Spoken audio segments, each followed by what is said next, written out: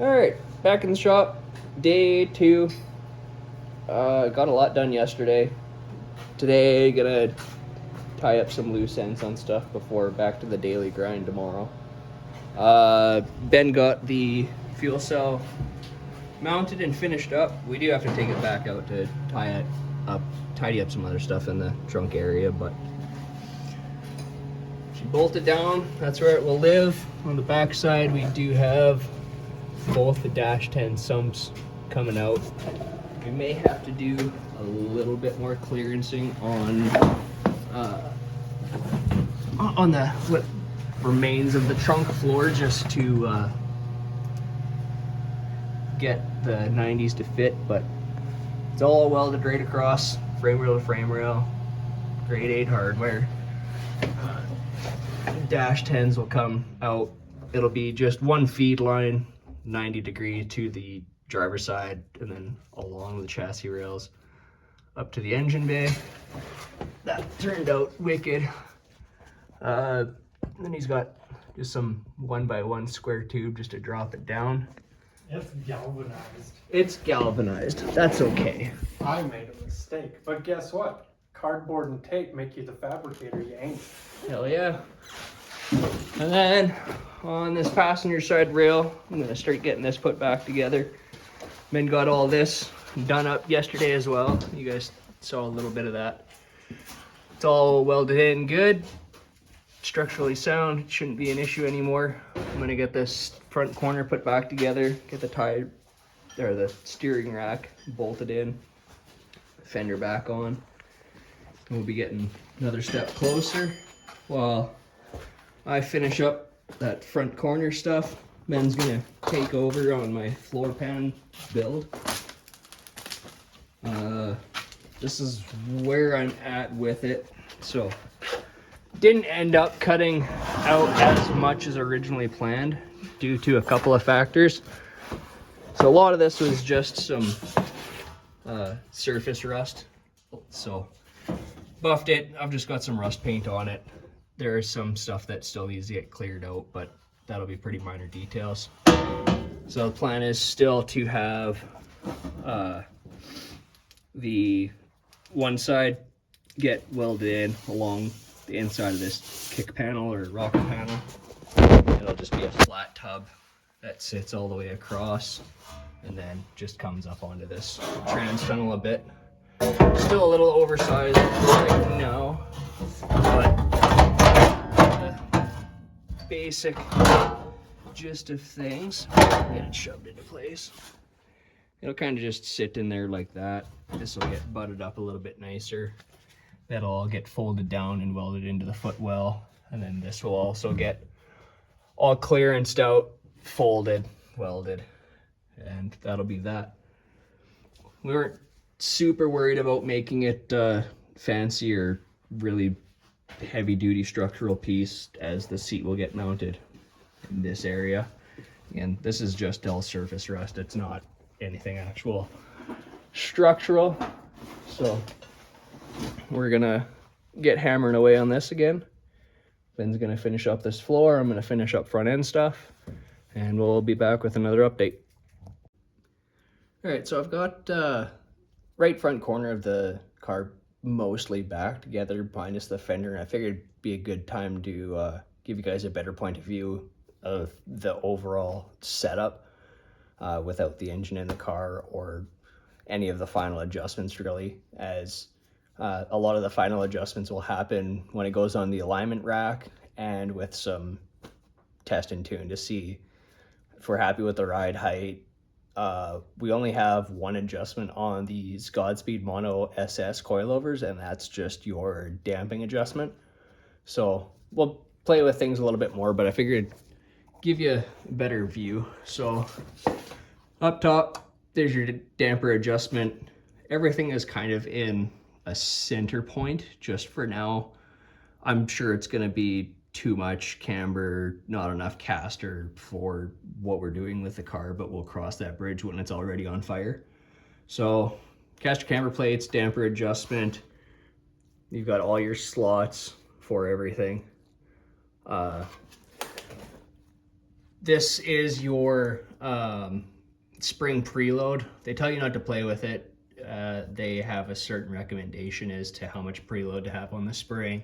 Your ride height adjustment is this lower collar. So you would actually unbolt the coilover from your spindle assembly and spin this entire lower mount, and then put your lock ring down to match. So Godspeed Mono SS coilovers. This is just a factory run-of-the-mill 96 Mustang base or GT model front spindle. I believe the Cobra spindles do have a bit of a difference to them, but I can't 100% verify that. That's just the old original Fox body brake caliper that will be getting tossed, and we'll be putting matching 96 Mustang brakes on it. And then better view, so it's that QA1 K-member that we talked about earlier. Then this is the Synergy Race Development Angle Kit. So it's a 3/8 plate steel with rod ends welded directly in, and then those are your heims. Again, everything's at a neutral point as per Synergy's instructions. So your lower control arm in this case would change your track width and some camber if you don't adjust your top plates, which you should be. Whenever you're making adjustments, you should be making sure your alignment angles are happy. It can create a lot of havoc. So we do have a little bit of additional spacing. These spacers come with the kit. I do have some washers shimmed in here to keep everything centered in the eyelets. As of right now, we'll see how it works. There's a little bit more of a gap there than I would have liked, and I didn't want to tighten the lower bolts and end up actually bending the ears inwards. I wasn't really driving with that, so I figured this will keep everything straight. And then on the back side, we have, this is your steering stop.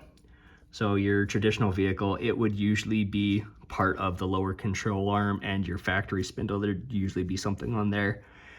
Because this is all aftermarket, they make provisions for that. So it's just threaded bolt. It'll adjust. So if we want more steering angle, we can crank that guy right in and utilize the full angle of the kit. Or if we're being more conservative, we can crank it out. This is your billet aluminum adapter for the quick angle kit. So it is now a Heim lower ball joint instead of your ball spherical style. I mean, it still is ball spherical style, but it's a Heim end instead now. This is the new location point for the outer tie rod, which in this case is also a Heim joint.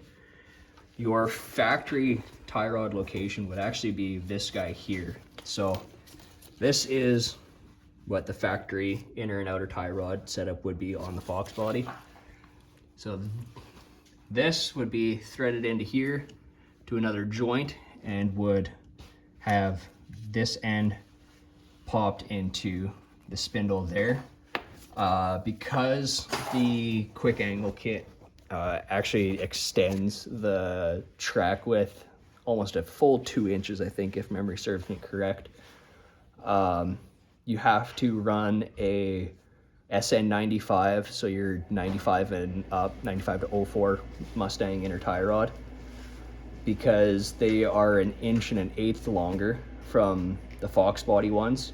And then you'll also run the billet aluminum adapter. So this is where you actually do your adjustment, is your inner tie rod into this sleeve to your Heim end, and that will, as I'm sure most of you know, will affect your toe in, toe out.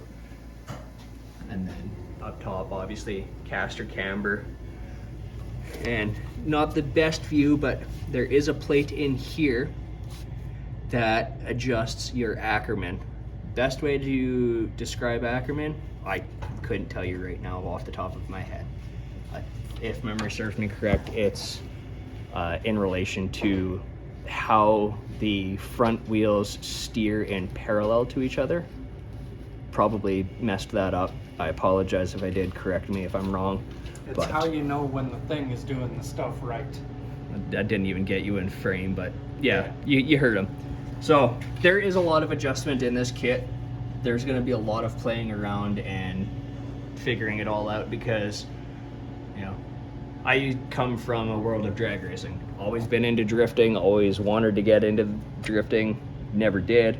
So there's a lot more to this than what I was doing in the drag world. You know what would be really convenient for all of that? Huh. If you knew a guy that had an alignment rack handy. I kind of mentioned that. So this car does eventually have to go on the alignment rack. I am full-time automotive tech by trade. I do a lot of alignments, but a lot of our customer basis is grocery getters, brodozers, if that's your thing. Stuff like that. We don't typically or ever do race cars. So that'll be on my own time. That won't be on the clock thing. We'll see if I'm able to film that process without giving away the location of my place of work, because that's my place of work and that's not fair to my bosses, and you know, privacy is a thing. If you know us, then you already know, but anyone coming into this, it's like all the YouTubers. There is privacy. Work is work, home is home. I'll show you guys as much as I feel comfortable showing you, and you know, give and take, respect. But I'm gonna finish buttoning this up, get the fender back in. I still have to get the steering rack all the way mounted together and get the other tie rod assembly mounted on the driver's side. And then we'll see what else we can mess around with. See ya. All right, passenger side corners back together, fenders on, spindles all bolted in. We got a quick and dirty eyeball toe alignment for now until we get everything else buttoned up. Brakes, steering shaft still needs to get ordered so that we can get rid of the big rag joint style. Steering rack's bolted in. This side's all bolted in, ready to go. Eyeballed toe adjustment as well. And still plugging away on the floor pan. Coming along nicely. It's not going to be, you know, professional job by any means, but we don't strive for perfection here. We strive for good enough and get it done. So that's where we're at with things. More to come. Never stop, I'll get it if I want it. Gotta make to myself a promise. I won't quit, keep going till I got it. I won't give up till I'm on top. Yo!